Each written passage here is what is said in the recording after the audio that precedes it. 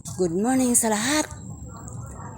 Alam nyo ba mga busing, yung asawa ko kanina nagputol ng mga malunggay sa labas.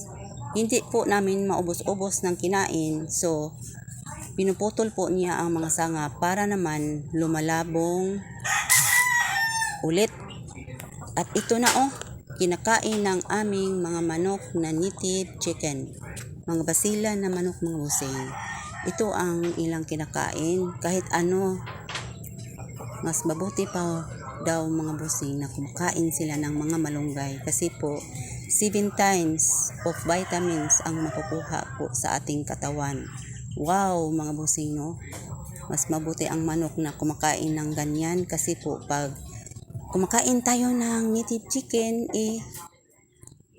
mas maparami ang ating makukuha na mga benefits sa ating katawan. Tingnan nyo, kumakain po sila. Natakot po sila sa akin mga busing kasi po nag-video-video ako. Ayaw po nilang mayroong makapanood ng kanilang kinakain. So ang iba dyan, nagtatako pa.